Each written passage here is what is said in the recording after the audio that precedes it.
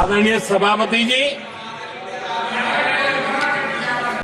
ये संविधान संशोधन करने का ऐसा खून कांग्रेस के मुंह लग गया कि समय समय पर वो संविधान का शिकार करती रही। ये खून मुंह पे लग गया। इतना ही नहीं, संविधान के स्पिरिट को लहू लहान करती रही।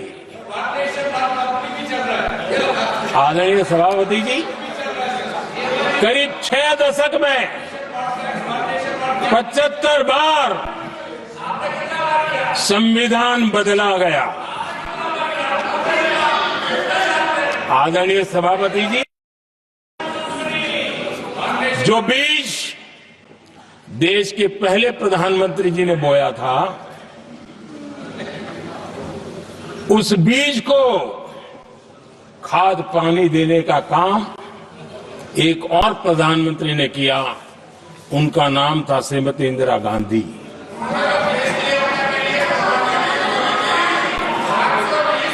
जो पाप पहले प्रधानमंत्री करके गए और जो खून लग गया था 1971 में, सुप्रीम कोर्ट का एक फैसला आया था। उस सुप्रीम कोर्ट के फैसले को संविधान बदल करके पलट दिया गया और 71 में ये संविधान संशोधन किया गया था।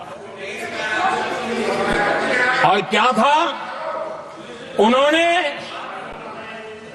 हमारे देश की अदालत के पंख काट दिए थे और यहां पर तो किया था कि संसद संविधान के किसी तल में जो मर्जी पड़े हो और अदालत उसकी तरफ देख भी नहीं सकती है। अदालत के सारे अधिकारों को छीन लिया गया था। ये पाप 1971 में उस समय की प्रधानमंत्री श्रीमती इंदिरा गांधी ने किया था।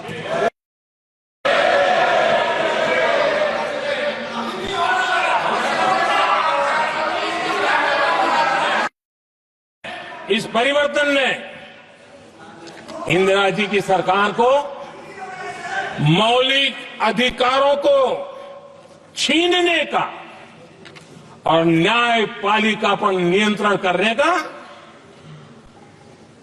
अधिकार दिया, सक्षम बना दिया था। आदरणीय सभापति जी, खून मुंह पे लग गया था, कोई रोकने वाला था नहीं। और इसलिए जब इंदिरा जी के चुनाव को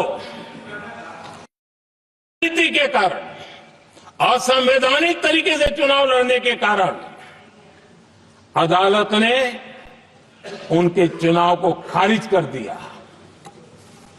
और उनको एमपी पद नौबत आई तो उन्होंने करके देश पर इमरजेंसी थोप दी, आपातकाल लगा दिया अपनी कुर्सी बचाने के लिए। और उसके बाद इतना ही नहीं, उन्होंने इमरजेंसी तो लगाई, संविधान का दुरुपयोग तो किया ही किया, भारत के लोकतंत्र का गला तो घोट ही दिया। लेकिन 1975 में 39वां संशोधन किया। उन्होंने क्या किया, राष्ट्रपति, उपराष्ट्रपति, प्रधानमंत्री, अध्यक्ष, इनके चुनाव के खिलाफ कोई कोर्ट में जा ही नहीं, ऐसा उन्होंने, और वो भी रिट्रोस्पेक्टिव किया, आगे के लिए नहीं, पीछे का भी, अपने पापों का भी उन्होंने। मोदी जी, मैं संविधान की बात कर रहा हूं, मैं संविधान के आगे पीछे कुछ नहीं बोल रहा हूं।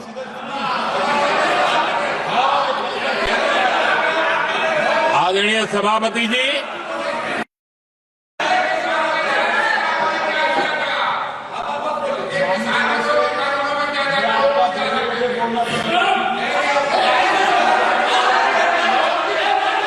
सभापति जी, इमरजेंसी में लोगों के अधिकार छीन लिए गए, देश के हजारों लोगों को जेलों में ठूंस दिया गया, न्यायपालिका का गला दौड़ दिया गया, अखबारों की स्वतंत्रता पर ताले लगा दिए गए। इतना ही नहीं, कमिटेड जुडिशरी, इस विचार को उन्होंने पूरी ताकत दी। और इतना ही नहीं, जिस जस्टिस एहतार खन्ना ने उनके चुनाव में उनको खिलाफ जो जजमेंट दिया था, वो इतना गुस्सा भरा था कि जब खन्ना जो सीनियरिटी के आधार पर सुप्रीम कोर्ट के चीफ जस्टिस बनने थे, जिन्होंने संविधान के सम्मान करते हुए उस पीरियड से इंदिरा जी को सजा दी थी, उन्होंने मुख्य न्यायाधीश नहीं ये संविधान और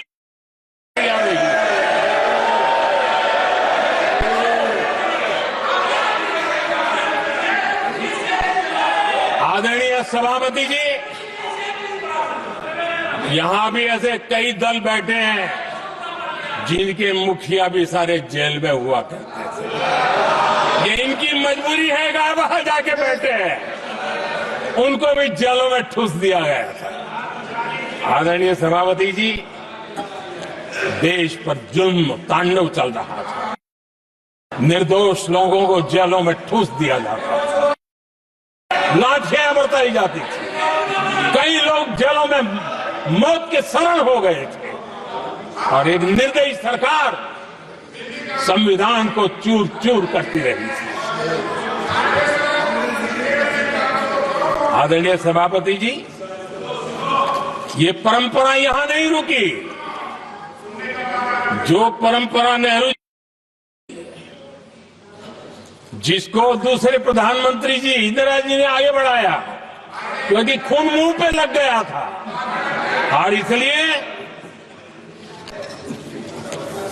राजीव गांधी जी प्रधानमंत्री बने। उन्होंने संविधान को एक और गंभीर झटका दे दिया। सबको समानता, सबको न्याय, उस भावना को चोट पहुंचाई। आदरणीय सभापति जी, आपको मालूम है, सुप्रीम कोर्ट ने शाहबानो का जजमेंट दिया था।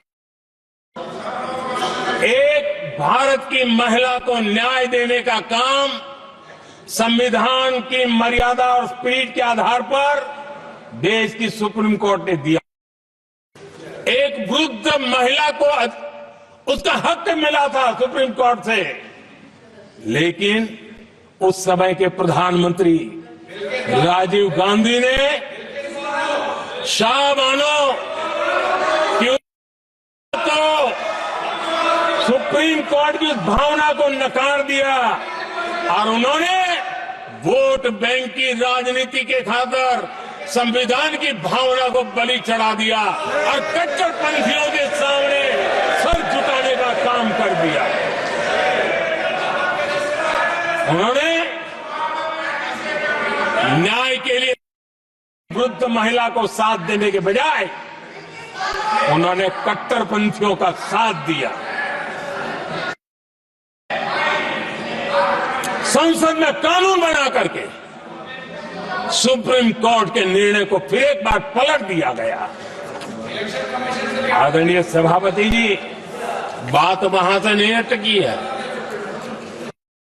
नेहरू जी ने शुरू किया, इंदिरा जी ने आगे बढ़ाया, और राजीव जी ने भी उसको ताकत देने का काम किया। क्यों? संविधान के साथ खिलवाड़ करने का लहू उनके मुंह लग गया।